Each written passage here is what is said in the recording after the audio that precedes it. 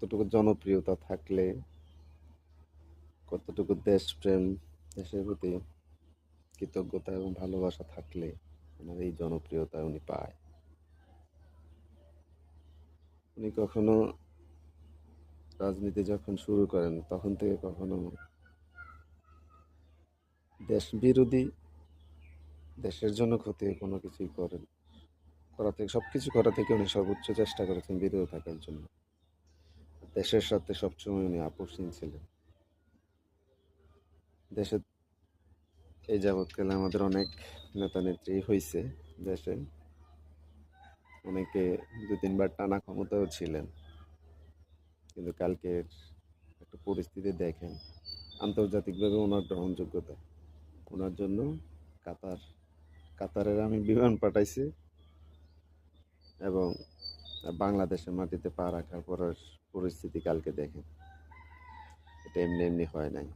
উনি ওনার ব্যক্তিত্ব ধরে রাখছেন, উনি ওনার যে নীতি থেকে বিন্দু পরিমাণ বিচ্যুত হয় না, যার কারণে আন্তর্জাতিক মিডিয়া, আন্তর্জাতিক মহলে ওনার যে গ্রহণযোগ্যতা, ঠিক সেম দেশ এবং দলের ভিতরে দলের নেতাকর্মীদের ওনার প্রতি যেই ভালোবাসা, আবেগ, তার বই প্রকাশ কিন্তু গতকালকের ঘটনা। ধন্যবাদ আসলে দেশবাসী এরকম ওনাকে এভাবে সম্মানিত করছে। নেতাকর্মীদেরকে, বিএনপির নেতাকর্মীদের আরেকটা ধন্যবাদ জানাই। কালকে বিভিন্ন মিডিয়ায় দেখলাম, কালকে এসএসসি পরীক্ষা ছিল, তো ওনাদের দলীয়ভাবে ওনাদের সিদ্ধান্তও ছিল এগুলো রাস্তায় যাতে কোনো ধরনের গ্যাদারিং না হয়। তো এই কয়েকটা মিডিয়ায় দেখলাম যে এই জিনিসটা খুব, কোনো পরীক্ষাতে যাওয়ার সময় কোনো ধরনের যানজট বা লেট হয়েছে পরীক্ষাতে, এরকমও কিন্তু হয় নাই। এই জিনিসটা আসলে পজিটিভ একটা বাংলাদেশের জন্য, রাজনীতির জন্য। কিন্তু আরেকটা জিনিস দেখলাম, কালকে নেতাকর্মীরা হুন্ডা বহরে গেছেন, কারোর হেলমেট নাই, মেজরিটি%।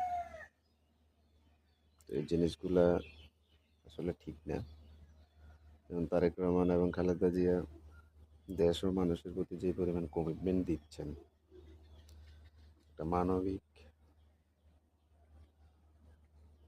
আইনসম্মত, মানুষের মধ্যে গ্রহণযোগ্য এরকম নেতাকর্মী ওনারা তৈরি করতে চাইতেছেন।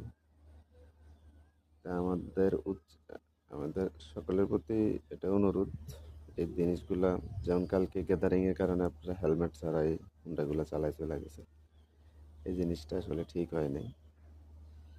এটা অনেকেই